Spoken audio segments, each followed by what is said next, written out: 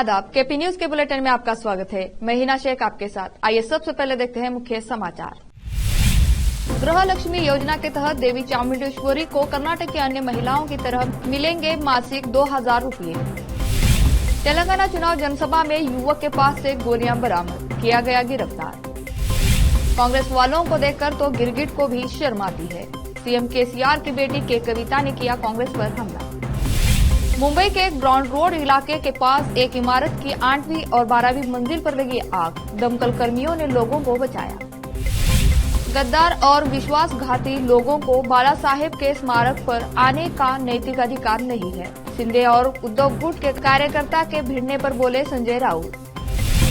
प्रधानमंत्री नरेंद्र मोदी ने की इजराइल हमास युद्ध में नागरिकों की मौत की निंदा, किया वार्ता का आह्वान।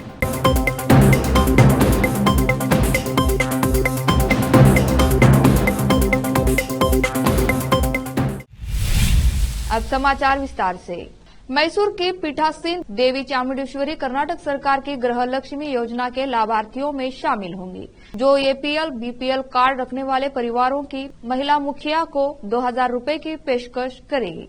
कांग्रेस एमएलसी और पार्टी के राज्य मीडिया सेल के उपाध्यक्ष दिनेश गुलगौड़ा ने शुक्रवार को कहा कि उन्होंने उप मुख्यमंत्री डीके शिवकुमार को पत्र लिखकर अनुरोध किया है कि योजना के तहत हर महीने देवी को 2000 रुपए का भुगतान किया जाए। उन्होंने कहा कि कर्नाटक सरकार के प्रमुख शिवकुमार भी इस प्रस्ताव पर सहमत हुए और महिला एवं बाल कल्याण मंत्री लक्ष्मी हेबालकर को हर महीने चामुंडेश्वरी मंदिर के खाते में राशि जमा करने का निर्देश दिया। कर्नाटक प्रदेश अध्यक्ष के रूप में बीवाई विजेंद्र की नियुक्ति से नाराज पूर्व मंत्री वी सोमन्ना ने गुरुवार को इस बात से इनकार किया कि वह जल्द ही किसी भी समय कांग्रेस में शामिल होने की योजना बना रहे हैं। सोमन्ना इस पद के आकांक्षी थे। वह अखिल भारत शरण साहित्य परिषद द्वारा आयोजित एक कार्यक्रम में बोल रहे थे। तथ्य यह है कि सोमन्ना ने इस अवसर पर अपने भाषण में मुख्यमंत्री सिद्धरामैया की प्रशंसा की, जिससे राजनीतिक रूप से कई व्याख्याएं हो सकती है। तेलंगाना के मुख्यमंत्री चंद्रशेखर राव की चुनावी जनसभा में पुलिस ने युवक को हिरासत में लिया। मीडिया रिपोर्ट्स के अनुसार जनसभा स्थल के आसपास संदिग्ध रूप से घूम रहे युवक को पुलिस ने हिरासत में लिया और तलाशी ली तो उसके पास से बंदूक की 2 गोलियां बरामद हुई, जिस पर युवक को पूछताछ के लिए थाने ले जाया गया है। बताया जा रहा है कि युवक की पहचान असलम के रूप में हुई है और वह रायकोट का बताया जा रहा है। तेलंगाना के मुख्यमंत्री के चंद्रशेखर राव केसीआर की बेटी के कविता ने गुरुवार को बिना नाम लिए कांग्रेस नेता राहुल गांधी पर हमला किया। इस दौरान उन्होंने दावा किया भारत राष्ट्र समिति बीआरएस चुनाव जीतेगी। एमएलसी के कविता ने कहा, कांग्रेस वालों को देखकर तो गिरगिट को भी शर्म आ जाती है। ये लोग इतने रंग बदलते हैं। दरअसल कांग्रेस के पूर्व अध्यक्ष राहुल गांधी आए दिन बीआरएस के चीफ केसीआर पर हमला करते हुए कह रहे हैं कि वो बीजेपी से मिले हुए हैं। तेलंगाना विधानसभा चुनाव में 2290 उम्मीदवार चुनाव लड़ रहे हैं। नामांकन पत्र वापस लेने की तारीख समाप्त होने के बाद मुख्यमंत्री चंद्रशेखर राव के खिलाफ 44 उम्मीदवार चुनाव लड़ रहे हैं। राज्य के 119 निर्वाचन क्षेत्रों में कुल 2290 उम्मीदवार चुनाव में बचे हैं। नामांकन पत्र वापस लेने की अंतिम तिथि बुधवार को समाप्त हो गई है। राज्य भर में 608 लोगों ने अपना नामांकन पत्र वापस लिया है। राज्य के सबसे निचले निर्वाचन क्षेत्र नारायणपेट में 7 उम्मीदवार मैदान में हैं। मुख्यमंत्री चंद्रशेखर राव के गजवेल निर्वाचन क्षेत्र में जहां सबसे अधिक नामांकन पत्र दाखिल किए गए थे, 70 स्वतंत्र उम्मीदवारों ने नाम वापस ले लिया, जिसके बाद 44 उम्मीदवार मैदान में हैं। चुनाव आयोग ने निर्वाचन क्षेत्र में उम्मीदवारों को चुनाव चिन्ह आवंटित कर दिए हैं। अब लेते हैं छोटा सा ब्रेक।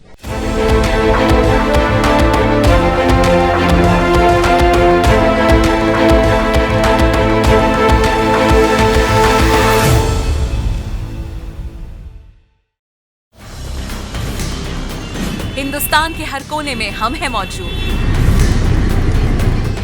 24 घंटे हालात पर गहरी नजर, खबरों से जुड़े चुपते सवालात और आपको दिखाता है धार्मिक, सामाजिक, राजनीतिक, लोकल और इंटरनेशनल न्यूज की सबसे बेहतर कवरेज, जो आपको रखती है हर पल बाखबर। देश और दुनिया भर की खबर के लिए देखते रहें केपी न्यूज 24/7।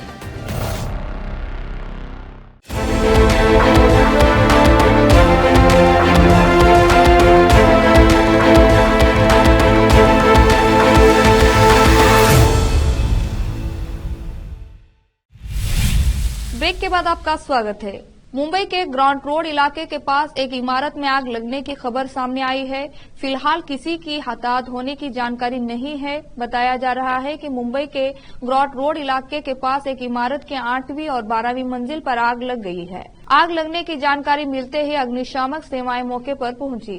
कर्मचारियों ने बताया कि यह लेवल 2 की आग थी।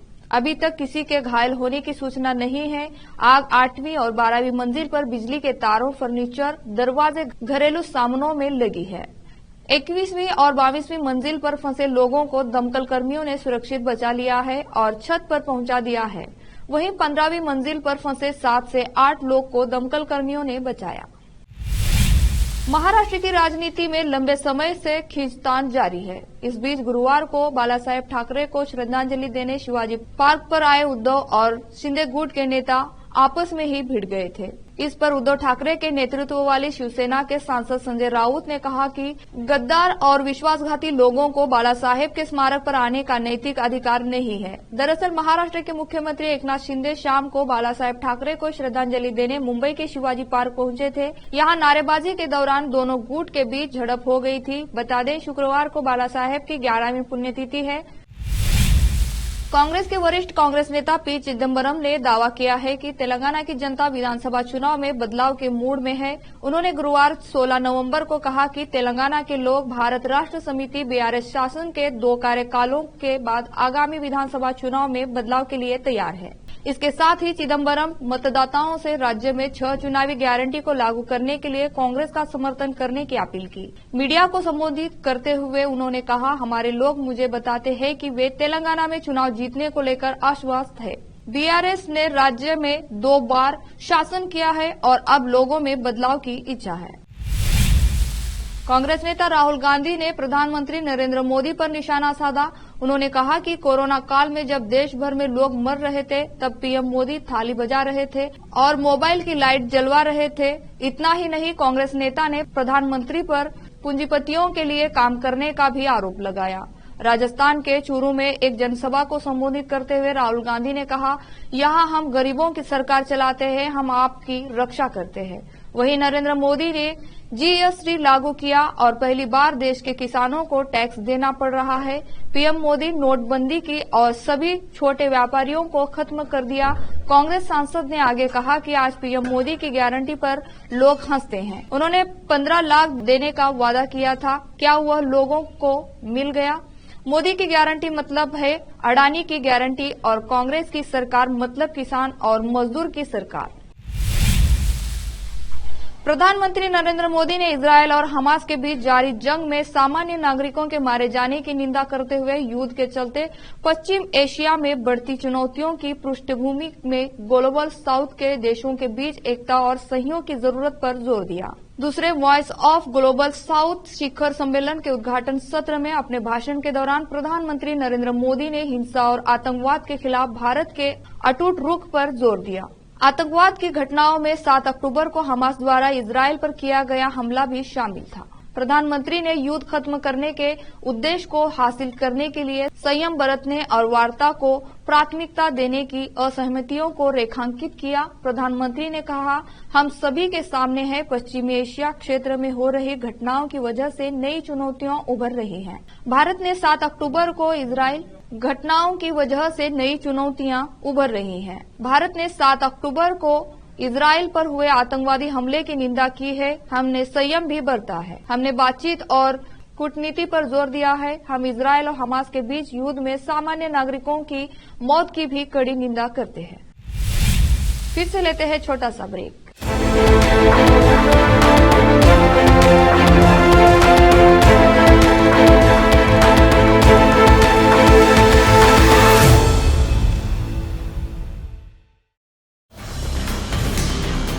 हिंदुस्तान के हर कोने में हम हैं मौजूद। 24 घंटे हालात पर गहरी नजर, खबरों से जुड़े चुपते सवालात और आपको दिखाता है धार्मिक, सामाजिक, राजनीतिक, लोकल और इंटरनेशनल न्यूज की सबसे बेहतर कवरेज जो आपको रखती है हर पल बाखबर। देश और दुनिया भर की खबर के लिए देखते रहें केपी न्यूज 24/7।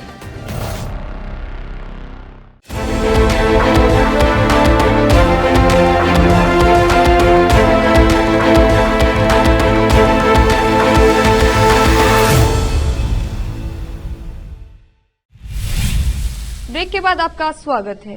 एयर इंडिया के एक वरिष्ठ पायलट की दिल्ली हवाई अड्डे पर प्रशिक्षण सत्र के दौरान बेचैनी के लक्षण दिखने के बाद बृहस्पतिवार की सुबह मौत हो गई। अधिकारियों ने यह जानकारी दी। अधिकारियों ने बताया कि ऐसा प्रतीत होता है कि पायलट को दिल का दौरा पड़ा था। उन्होंने बताया कि लगभग 30 वर्ष के हिमानिल कुमार हवाई अड्डे के टर्मिनल 3 पर एयर इंडिया के संचालक विभाग में एक प्रशिक्षण सत्र में थे। अचानक उनमें बेचैनी के लक्षण दिखने लगे और सहकर्मियों ने उन्हें सहायता करने की कोशिश की। अधिकारियों ने कहा कि कुमार को हवाई अड्डे पर एक अस्पताल में ले जाया गया, लेकिन पूरी कोशिश के बावजूद उन्हें बचाया नहीं जा सका। दिल्ली की आम आदमी पार्टी की सरकार ने 19 नवंबर यानी रविवार को दिल्ली में ड्राई डे की घोषणा की है। इस दिन दिल्ली में सभी शराब की दुकानें बंद रहेंगी। आपको बता दें कि इस दिन भारत और ऑस्ट्रेलिया के बीच वर्ल्ड कप का फाइनल मैच भी अहमदाबाद में खेला जाएगा। दिल्ली सरकार ने छठ पर्व को लेकर बड़ा फैसला लिया है। दिल्ली की अरविंद केजरीवाल सरकार ने छठ पर्व के चलते दिल्ली में ड्राई डे घोषित किया है। बीजेपी के राष्ट्रीय अध्यक्ष जेपी नड्डा ने एक मीडिया के कार्यक्रम में बोलते हुए प्रदेश में 2/3 बहुमत से बीजेपी की सरकार बनाने का दावा किया है। जेपी नड्डा ने कहा सरकार बनने का दावा किया है। जेपी नड्डा ने कहा कि 5 राज्यों के चुनाव में राजस्थान में हम 2/3 बहुमत के साथ आ रहे हैं। मध्य प्रदेश में हमारी वापसी हो रही है। छत्तीसगढ़ में भी हम सरकार बनाने जा रहे हैं। जेपी नड्डा ने कांग्रेस नेता राहुल गांधी को लेकर कहा कि वो जितना प्रचार करे उतना हमारे लिए अच्छा है। उन्होंने कहा कि जहां जहां कांग्रेस की सरकार होगी वहां घोटाला और भ्रष्टाचार जरूर होगा। समाजवादी पार्टी के अध्यक्ष अखिलेश यादव ने पिछड़े, दलित और अल्पसंख्यक पीडीए वर्गों में पार्टी का जनाधार बढ़ाने के लिए बृहस्पतिवार को दल के राज्य मुख्यालय से समाजवादी सामाजिक न्याय यात्रा को झंडी दिखाकर रवाना किया। सपा के राष्ट्रीय प्रवक्ता राजेंद्र चौधरी ने बताया कि पीडीए समाजवादी सामाजिक न्याय यात्रा तीसापुर, लखीमपुर खीरी, पीलीभीत, शाहजहांपुर, बरेली, बदायूं, संभल, मुरादाबाद, अमरोहा, हापुड़, गाजियाबाद, मेरठ, शामली, शाहनपुर और मुजफ्फरनगर से होते हुए बिजनौर में संपन्न होगी। उन्होंने बताया कि इस यात्रा का नेतृत्व नूरपुर बिजनौर से पार्टी के विधायक राम अवतार सिंह सैनी कर रहे हैं।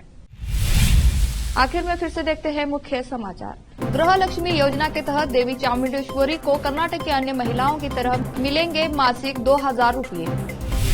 तेलंगाना चुनाव जनसभा में युवक के पास से गोलियां बरामद, किया गया गिरफ्तार। कांग्रेस वालों को देखकर तो गिरगिट को भी शर्म आती है। सीएम केसीआर की बेटी के कविता ने किया कांग्रेस पर हमला।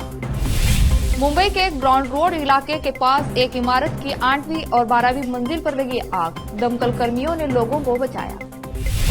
गद्दार और विश्वासघाती लोगों को बाला साहेब के स्मारक पर आने का नैतिक अधिकार नहीं है। शिंदे और उद्धव गुट के कार्यकर्ता के भिड़ने पर बोले संजय राउत। प्रधानमंत्री नरेंद्र मोदी ने की इजराइल हमास युद्ध में नागरिकों की मौत की निंदा, किया वार्ता का आह्वान।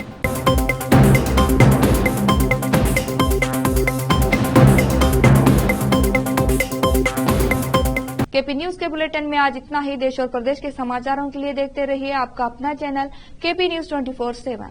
धन्यवाद।